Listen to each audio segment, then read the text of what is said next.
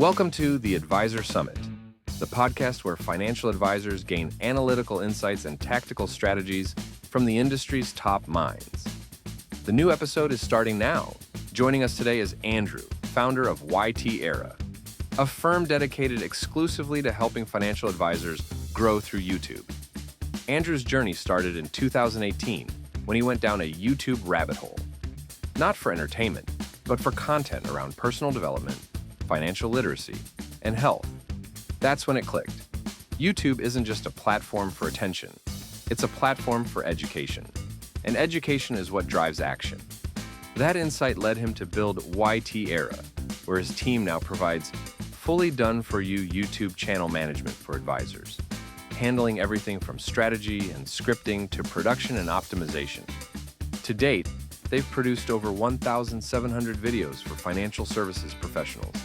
And Andrew is also the author of Mastering YouTube Marketing for Financial Services. Please welcome Andrew to the Advisor Summit. Hi, Andrew. Welcome to the Advisor Summit. We are so excited to dive into the conversation with you today. For me personally, also, I'm really excited to learn. I think YouTube is kind of this massive black box that nobody really knows how to tap, and you are the expert in that. So I'm so excited to pick your brain, and we appreciate you joining. That's fair. Thank you so much, Molly. I'm looking forward to this. Perfect. Well, kind of tell us your backstory. How did you get into YouTube? Did you come from a financial advisor background? Kind of tell us what you do and how you got here. Yeah, the origin story. Well, at the end of 2018, I hit rock bottom. I was just in a really dark time in my life, and it's one of those stories that doesn't give you the warm and fuzzies. But I found myself escaping from a really toxic relationship. I was sleeping on an air mattress.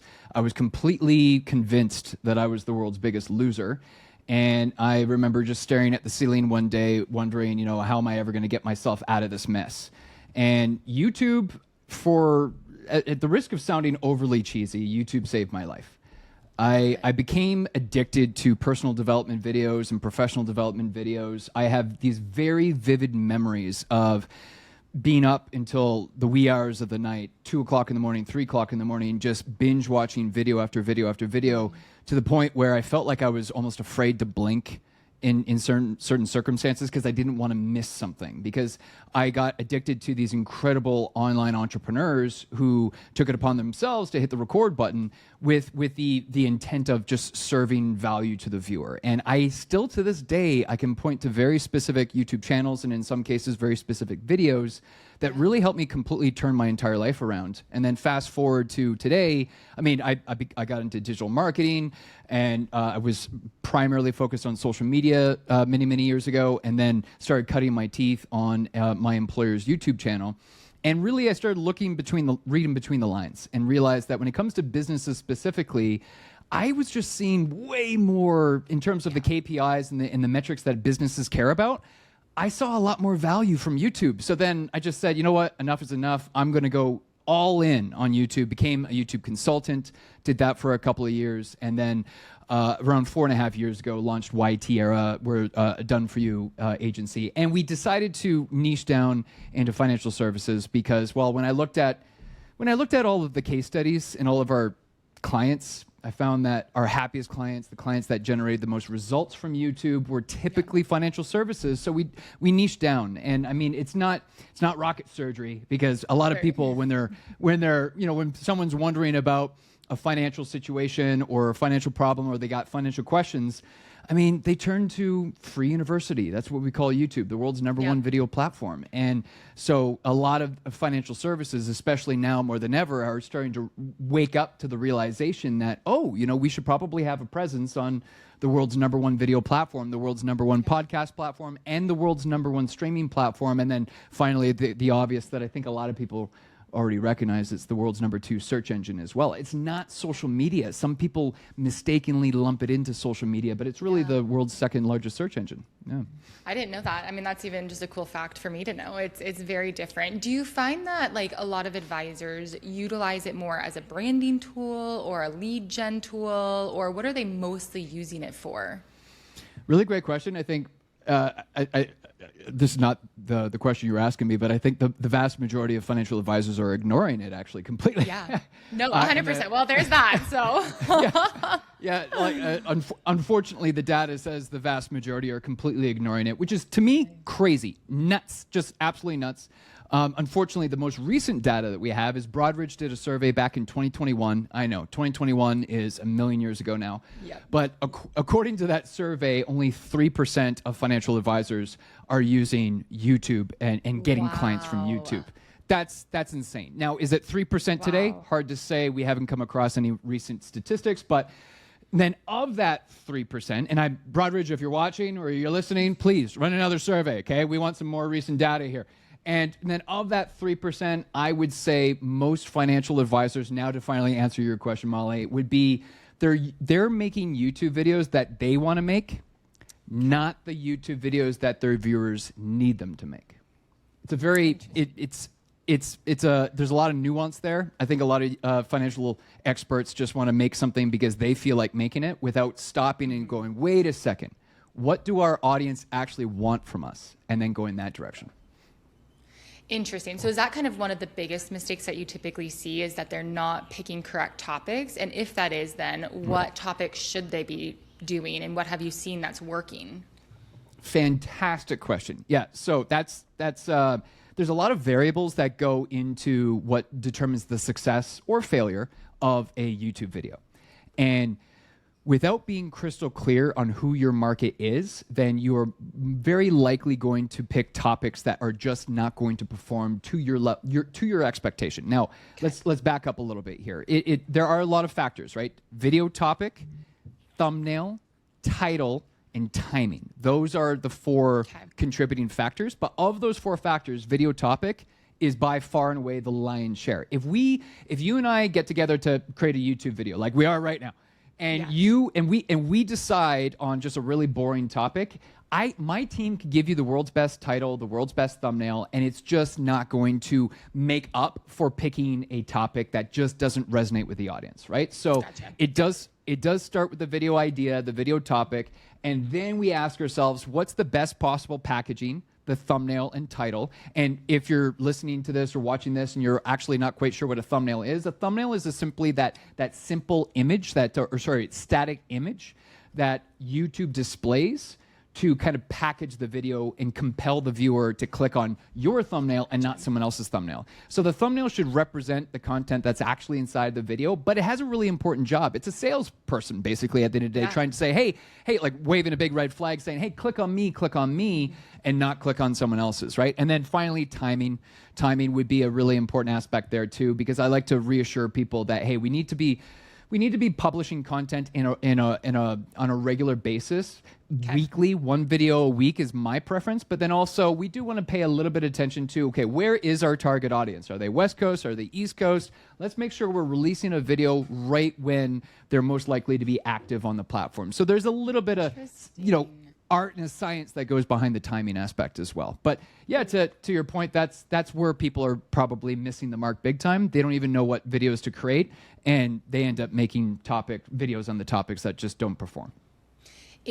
What time is typically the best time? Is there kind of an overall data on that? Yeah, I actually really like when you go into YouTube Analytics, it's called the YouTube Studio. It's an app that you can download on your phone, and you can access YouTube Studio from your desktop. Now, what you're going to see in the real time, it's called the real-time analytics. What you're going to see when you look at your analytics tab, is you're going to see like a wave of when people are consuming your content over the previous 48 hours. And a lot of people will look at the peak of that wave and go, oh, that's where I should release my video. And that's the wrong way to go about it. So, and like I have a client who used to release his videos at, I believe, if I remember correctly, 8 a.m. Eastern. And I looked at his real-time analytics and I said, listen, I understand your rationale. However, look at the trough. Look at the bottom of where you're getting the least amount of views. As soon as that trough turns into an acceleration, that is the time when you want to release your video, because you're missing out on all of these. And in his case, we're talking tens of thousands of views.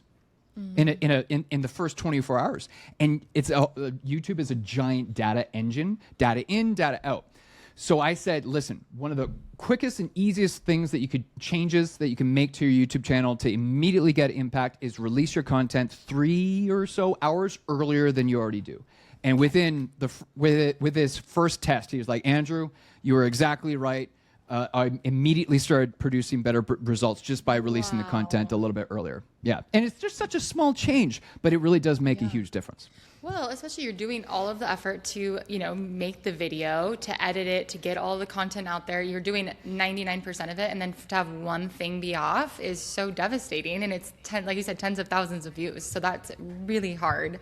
For advisors that maybe want to get started with YouTube, what's kind of the first maybe 3 videos that you typically recommend they make? Is there kind of an algorithm that says, hey, they need to make one, who you are, and then maybe an educational topic, or what's kind of the algorithm that you follow there?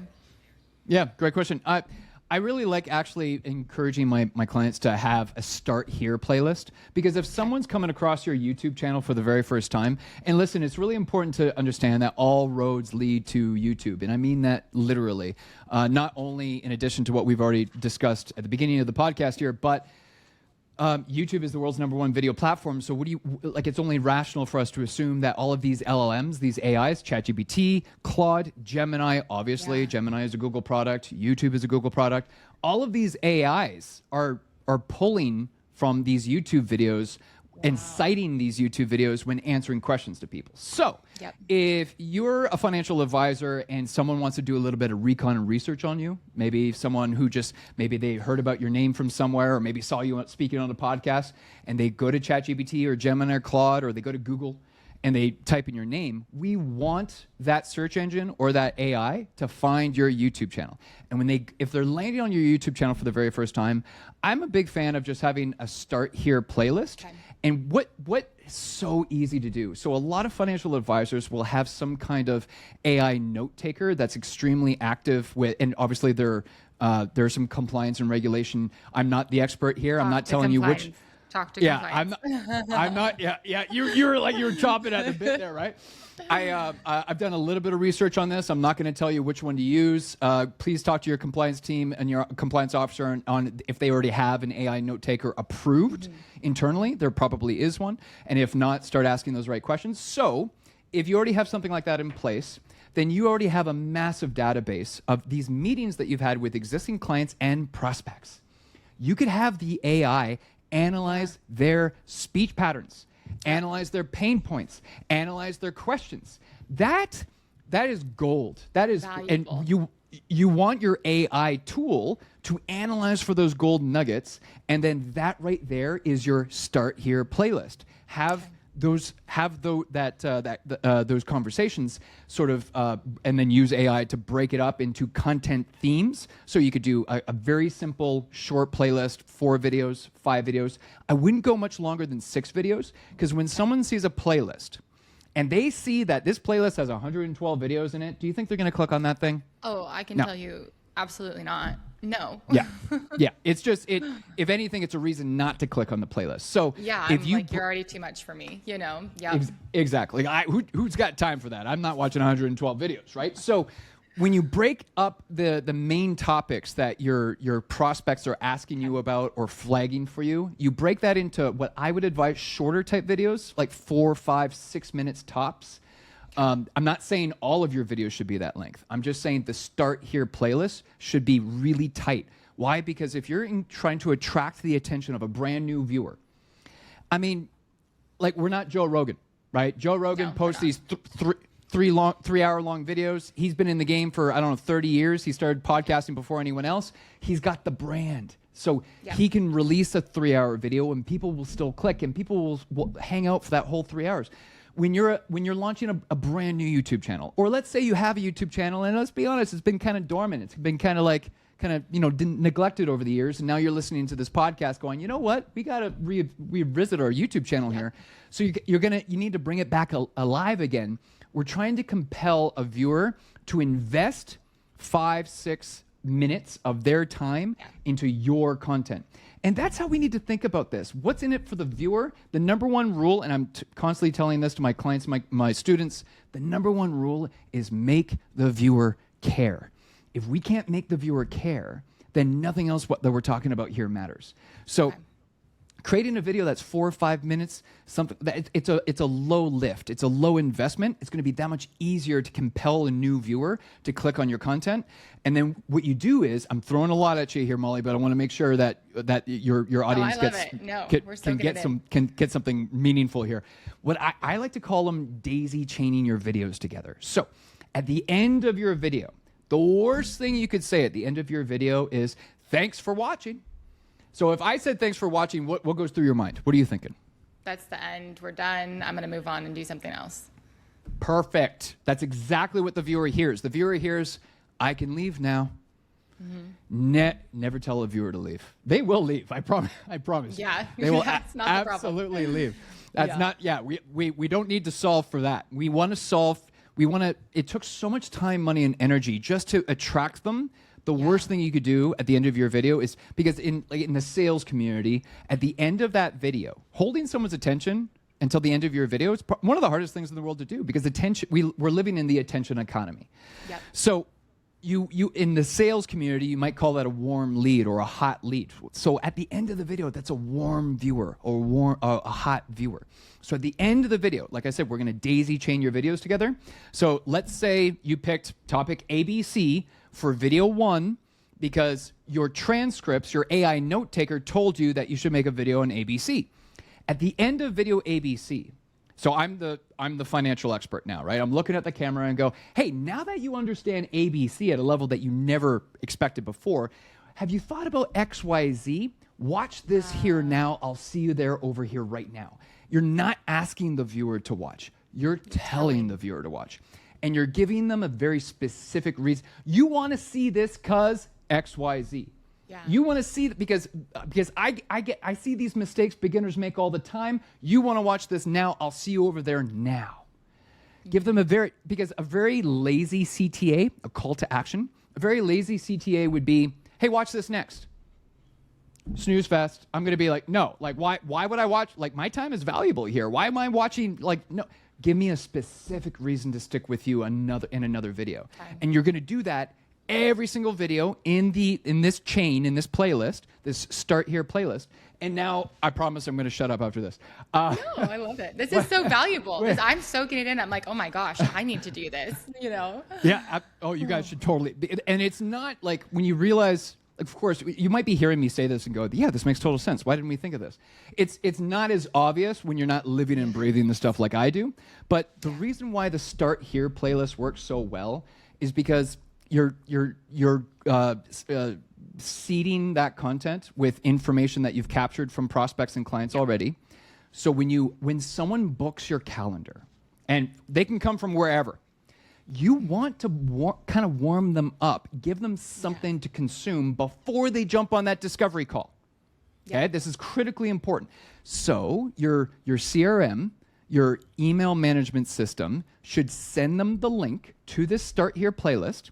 That way they've already spent 15 minutes with you. They've already spent 20 minutes with. Hopefully they've watched the entire playlist. Yeah. Then they jump on that discovery call and they feel like they already know you. Their trust is already involved. They already have some skin in the game. I think, too, from a psychological standpoint, if I've already watched 15 minutes of somebody, I already feel like I'm invested with them. So in my head, it's like, why would I go somewhere else? I already know this person. I'm already invested. I've spent time in it. So that is super logical. That completely makes sense. You got it.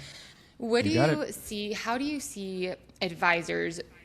A lot of advisors are putting content out there, but how do you see them actually going from just viewing content to booking appointments? Is it, like you said at the end, saying, hey, now book now? Is it that call to action, or how are they kind of converting to that booked appointment? Yeah, really great question, because the views don't pay the bills. Clients pay the bills. Correct. So we need to think about this strategically, and it always will make sense to tell the viewer to watch another video next. And if it's the Start Here playlist that I just described, that's the only CTA that matters. That's the only CTA that matters in the Start Here playlist. Outside of the Start Here playlist, I like to always include 2 CTAs, 2 calls to action, in every single video. Okay. One will be the daisy chain method that we already described, and that should be the very last call to action.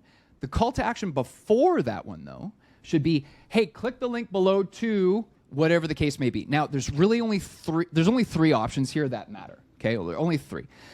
In most cases, it really does depend on how big is the RIA? Is it a solo CFP that's doing this and they're doing everything? It kind of there's a lot of factors that come into play here. Let's say it's a larger organization. You have a team. You have a marketing department. You might have a webinar that's already planned. Maybe you're doing live webinars or on-demand webinars on a very regular basis.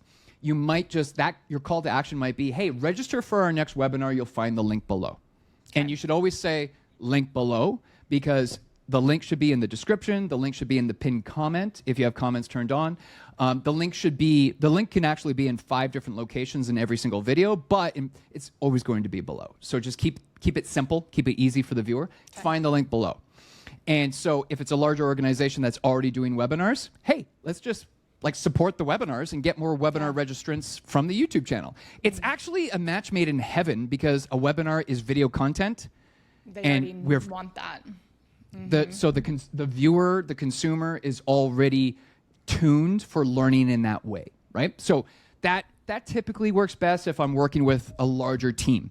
Now, if it's not a larger team, or if you're a brand new financial advisor, you're a solo operator, well, the other 2 options that I would recommend would be create a valuable lead magnet. Okay, Andrew, what kind of lead magnet am I going to create? That's what you got those transcripts for, again, right? Because you can actually pull a lot of gold nuggets out of those transcripts that should help you decide what kind of lead magnet to make. I'm gonna teach you what an amazing lead magnet is right now. A good lead magnet is something that can be consumed by your prospect in less than 30 minutes and be so valuable that they're more than happy to give you their name and email address for, right? That's a good lead magnet.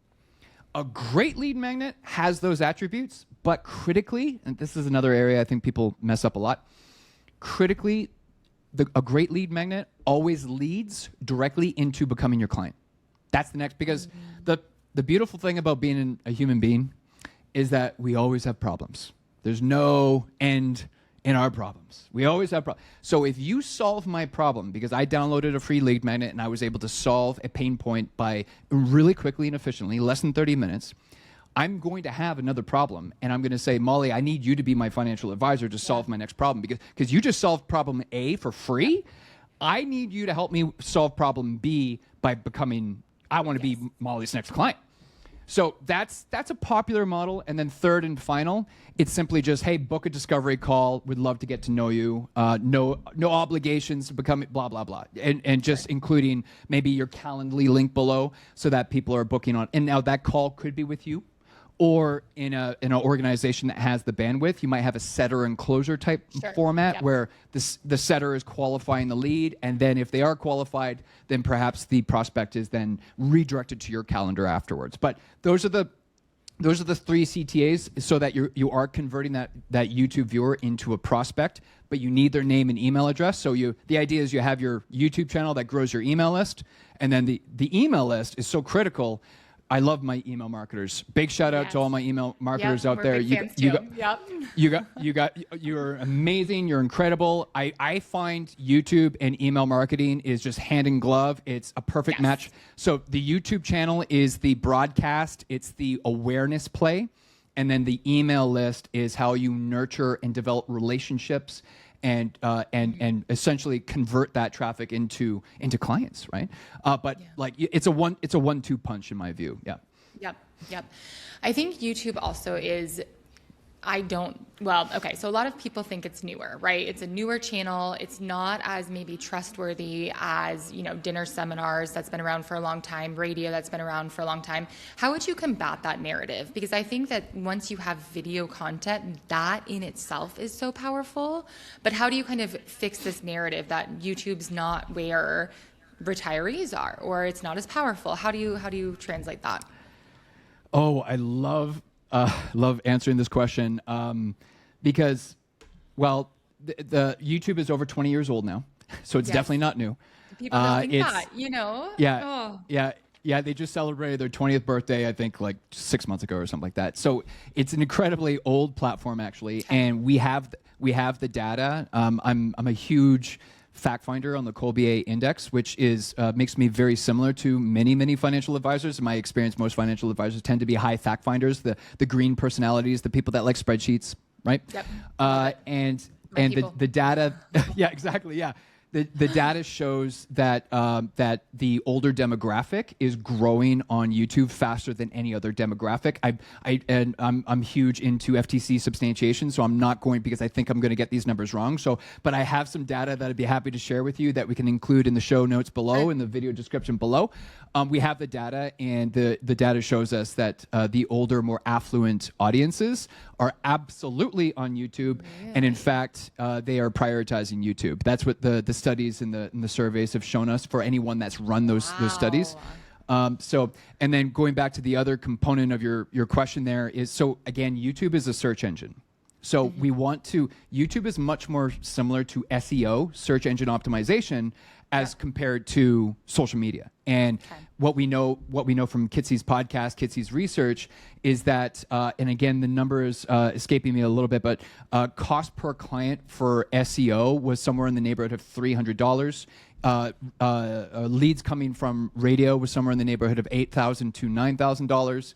I think it was $8,000. Social media clients, this one hurts.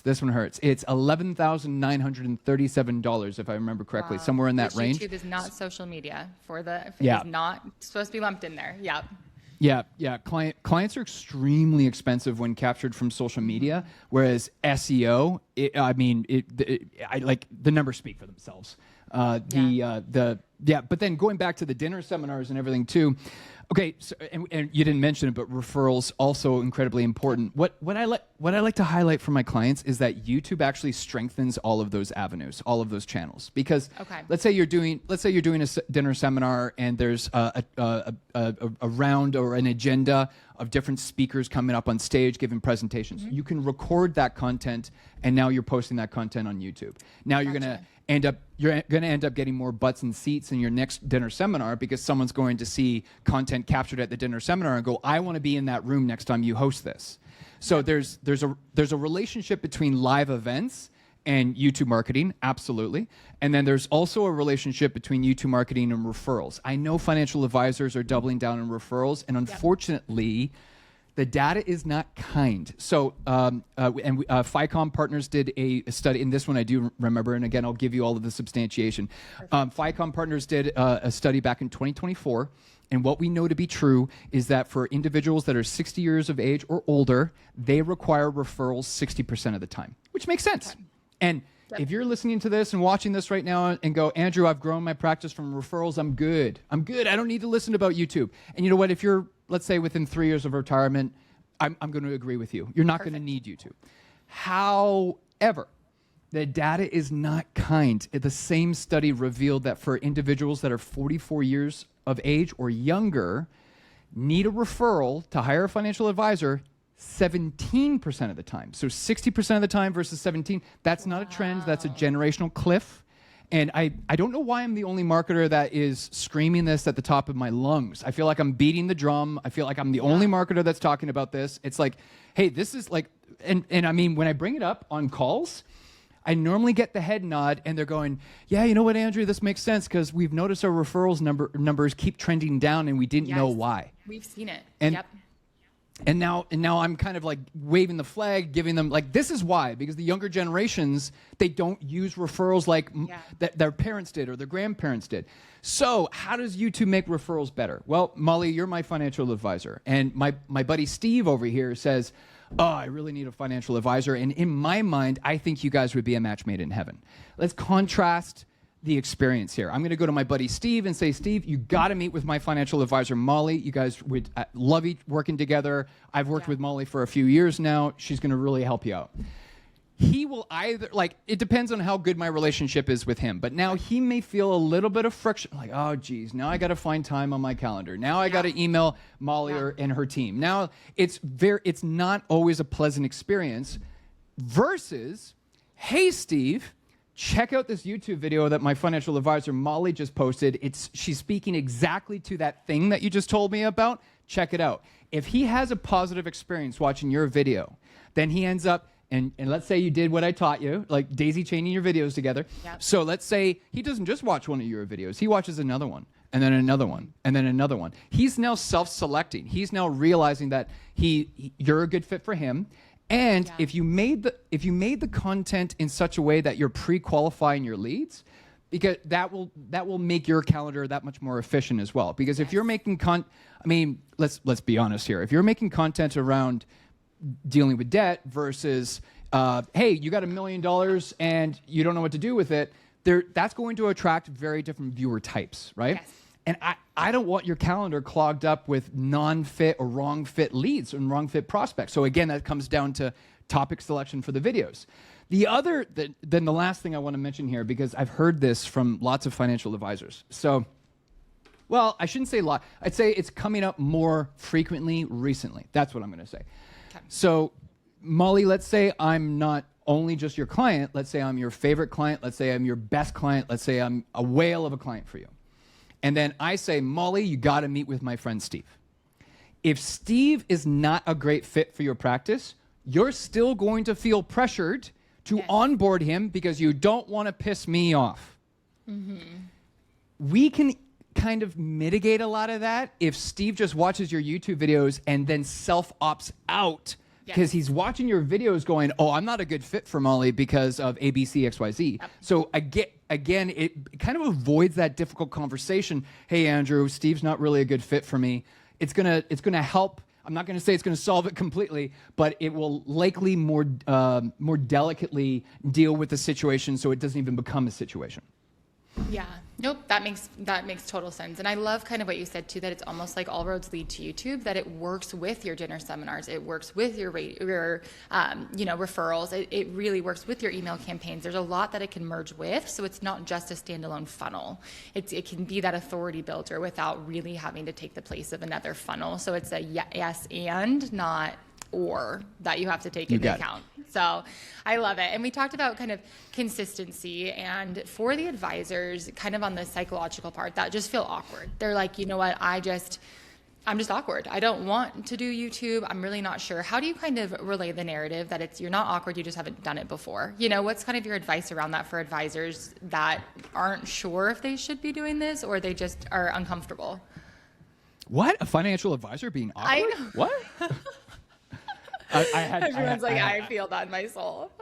I had to do that. Okay, so here's what it's a really wonderful question, and I do come across this quite a lot too, because there is a healthy concern around putting myself out there, or maybe a little bit of a fear. Yeah. And honestly, like that is really what I'm talking about at the end of the day. It's one word, and it's fear, because you're putting yourself out there in a way that maybe perhaps you haven't before. You're not thrilled with the idea of dealing with the trolls and the haters in the comments section, or you're a little concerned about possibly what your peers and your colleagues will say about you trying to become a, quote, YouTuber.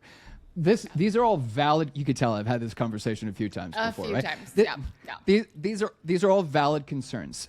There is a theory called implicit egotism. Have you come across that before? Implicit egotism. No, teach me. So implicit egotism is an unconscious preference that we all have as human beings for things that we associate with ourselves. So I've spoken on stages at events with hundreds of financial advisors. And the truth is, let's say I'm talking to 300 financial advisors, and let's say I'm their YouTube coach. I'm going to say, hey, everyone, I need all of you to make a YouTube video on ABC. The beautiful thing about a human being is that I will not get the same video twice in a row. Some of those financial advisors will send me a webinar on ABC. Some of them will send me a five-minute talking head video. Some of those financial advisors will send me one of those animation doodle videos. Every single video will be different. And even if I gave all 300 financial advisors an identical script, they all have different faces. Mm-hmm. And so when you put your face on the thumbnail, so let's say you and I made the exact same video. Some people will click on my video just because I look like the way I look. Sure. Some people will click on your video just because you look the way you look, even though the videos are identical. Gotcha. So okay. Nope, that makes sense. Implicit egotism. We all have an unconscious preference of things that we associate with ourselves. So there's that aspect.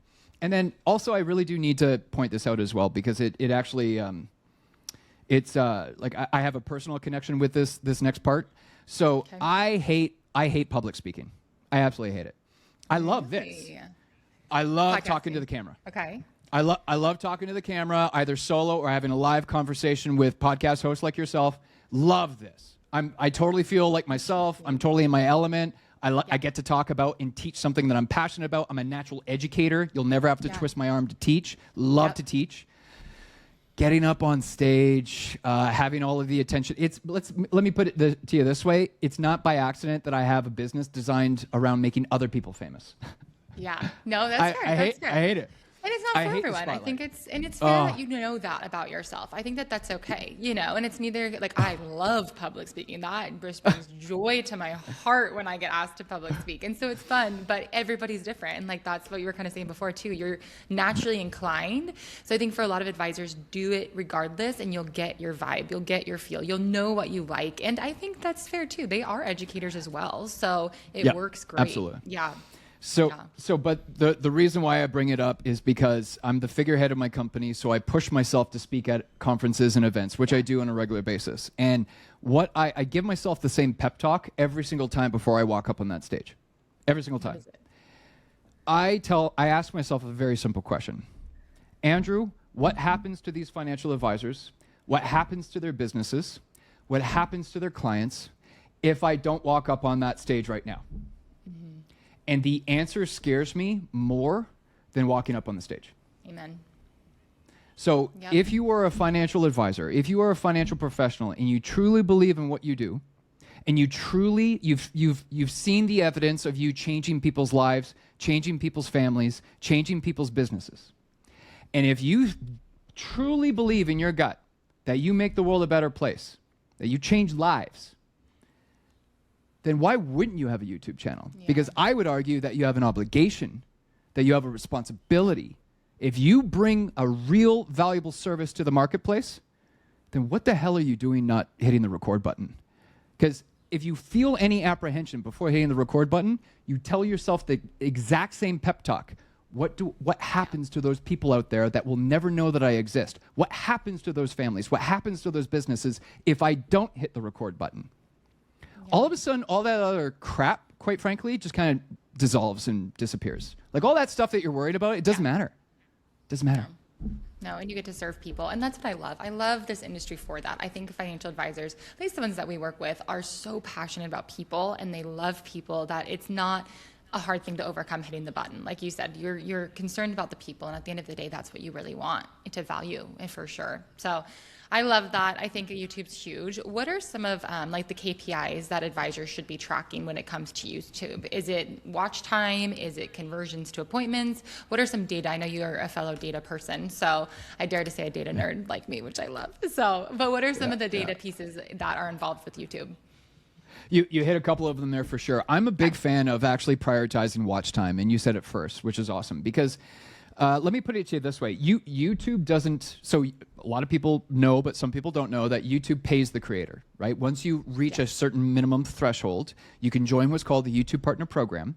And then when an advertiser pays YouTube to put ads on other people's videos, the creator receives 55% of that revenue. YouTube keeps only 45% of the revenue. Okay, so the creator does get the lion's share. And that compensation is based on how many people watched the ad. So Gotcha. Okay. we now know, we've known this for a long time, that subscribers don't really matter. Like YouTube doesn't pay you on the number of subscribers that you have. YouTube pays on the number of people. So a viewer that binge watches every single one of your videos, that watches every video as soon as you upload it, even if they never hit the subscribe button, that viewer is 100 times more valuable to you than a subscriber who hits the subscribe button and never watches anything. Never watches. Okay. Fair. Yeah. So watch time is, in my opinion, different YouTube experts are going to say different things, but in my opinion, watch time is the main metric that we should be optimizing for. But then there's a lot of other metrics that obviously add a lot of nuance and context that also come into play. However, I really do try to pump the brakes a little bit because anyone who's ever looked at YouTube Studio and hasn't looked at it before may feel a little overwhelmed. I know I would if it was my first time, but there are like click-through rate and impressions will obviously measure how many people that see your thumbnail and click. Watch time, average view duration, average percent viewed is obviously watch time. Subscribers or the number of people that comment will obviously measure your ability to convert or ascend that traffic. But obviously, going back to what we said earlier, whether it's someone's booking your calendar, a lead magnet, or a registration link for a webinar, my advice, just to keep things simple, my advice is use one link that is only ever used with YouTube. That way, when someone does enter their name and email address, your CRM will tag them as a YouTube lead. Yeah. Yes. So we could complicate things, and every video gets its own unique link, and then which videos are converted. You could do that. It's a lot of work. But for a lot of result, honestly, at the end of the day, that's too granular. We always teach people this too. It's just sometimes you get too granular, you get too in the weeds, and it's not making the big decisions anymore. So I'm with you. On average, how much do advisors spend on YouTube? And I'm sure it varies deeply, but if they are in their beginning journeys and they're a solo advisor versus maybe a very big enterprise advisory office, what's kind of the variance there that you typically see? Yeah. Actually, I can give you some hard examples as well. And to quick disclosure, these people are not my clients, but these case studies are very well publicly documented, so I'm comfortable sharing this. And again, this is all properly substantiated. So James Canole from Root Financial, probably one of the most obvious, most famous examples. Yeah. He shared in a podcast that he pays his video editor who does the video editing and thumbnails approximately $20,000 a year to manage the YouTube channel. Now, YouTube actually pays him $120,000 a year in YouTube ad revenue. So what does that mean? Great. Marketing is not an expense in his world. Marketing is a new revenue stream. How many times do we really need to share examples? Like how many YouTube videos do you want? Like as many as humanly as possible. Because on top of the $100,000 a year in net revenue his channel is generating in his business, that he credits YouTube as to generating 120 million AUM every year. Incredible. And spoiler alert, that's not there are strong years and weak years, but they're I know what was published was that he went from damn near nothing to 1.3 billion AUM. There is a new number that was released recently, and I don't want to speak out of turn. So he spends $20,000 a year on his channel and gets a lot more than that in return. And we've got Ben Felix from PWL Capital. Incredible story, because in January of 2025, and there's a press release. This is all documented. One Digital, a U.S. firm, they do 107 billion AUM a year. They are a 107 billion AUM firm. They acquired PWL Capital, and surprise, surprise, they actually came across PWL Capital because of Ben Felix's YouTube content. That's cool. That's cool. Not just that, but they've attracted financial advisors into the firm simply because of his YouTube channel. So it's it just goes on and on and on. So where should people start? Well, I would never expect someone to go in and spending 5 figures or 6 figures a year if they're brand new or if they're a smaller operation. But at the end of the day, you have two options. You can either learn to do the thing yourself, or you can hire it out and pay someone to do it for you. And if you are paying someone to do it for you, they're either going to be brand new and you got to mentor them, or you got to support them in their education, or you can certainly increase your chances of success if you find someone who already knows what they're doing and they've already done it before. Yeah, well, perfect segue for those that are interested in YouTube and want to have it done for them. What's best to get, and how do they get in contact with you, and how can they learn more about what you're doing with YouTube? Well, Molly, I eat my own dog food, and I'm going to make sure you get a link to the most valuable lead magnet. You'll find the link below. I have multiple lead magnets in my business. However, I want you and your audience to have access to what I consider is the best one. So out of all the resources that I've made throughout my career, this is the most powerful. Okay. We have a viewer avatar template. Remember, we talked about at the beginning of this, probably the biggest problem financial advisors have is just deciding what topics to make videos on. Yes. The most valuable document that I've ever created, that we use for our done-for-you clients, that I provide to my students who sign up for a group coaching program, this is what we use. And it's a multi-page document that you can simply upload to AI. You can then also upload any other additional reference materials with Claude or ChatGPT, or use your AI of choice. Let's say you have some transcripts. Let's say you have a detailed description of your client avatar is. Your client avatar is different from your viewer avatar. These are different people. If you only make videos for your client avatar, then you're never going to generate the momentum that you're after, that what some of these financial advisors like Ben Felix sees hundreds of thousands and millions of views. And he's a Canadian financial advisor. Canada's marketplace is like 10% of the US's, and he still gets tons and tons of views. So it's really important to just make sure we have a really thorough definition of who our viewer avatar is, because it will drastically reduce your attention units. You won't have that same decision fatigue, because then you'll have this super crystal definition of who your viewer avatar is. And then whenever you need to make decisions around thumbnails, titles, video topics, you just ask your viewer. You ask your viewer avatar. After you've defined who your viewer is, there's so many things you could literally ask your AI to assume the personality of your viewer avatar, and then you can literally have a conversation with your viewer. No, and then the AI will tell you what videos to make. It's creepy, but it's the world we live in, and I get it. It's a necessary one, but it is a little much for me, to be honest. But no offense to the AIers that are listening, but no, I love it, Andrew. And you're such a wealth of knowledge. And so I just want to encourage anyone listening, like, take advantage of that. That's going to be huge. It's going to help you. It's going to be a great kind of guide. And I never want to push services on here. That's not my intention. It's more just, I think that this is important. And you've certainly made the case today that YouTube is important. And a lot of times we don't have to be experts in YouTube if you can find an expert and hire an expert. So I love it. Kind of last question as we wrap up here today. Where are you trucking? We always ask this on the Advisor Summit, and it can be a personal goal or a professional goal, but some kind of goal that you're working on this year. I absolutely love what I do. Don't get me. You can tell. You can tell. I'm very you can't shut me up, right? And I realize that we're on a schedule here. There are times where I'm trying to talk fast because I'm trying to get it all out. Yeah, but I love it. I love what I do. However, as a business owner, and I'm sure I'm not the only business owner that struggles with this, I realized I had a personal trip that I had to go on, a 2-month personal trip that I had to take, and I realized that my business is still too reliant on me. So gotcha. I'm looking at expanding the business in a way that it's less dependent on me, so that my business, YT Era, I called it YT Era because I believe we're living in the YouTube era. Yep. I want to be able to impact 1,000 financial advisors. I want to help 1,000 financial advisors grow their businesses easier, faster, cheaper by using YouTube. And I'm only one person, and there's only 24 hours in the day. So that's what we're focused on right now. I'm looking at expanding our product and services in a way that they're not always directly tied to me, so that we can help way more financial advisors than we have in the past.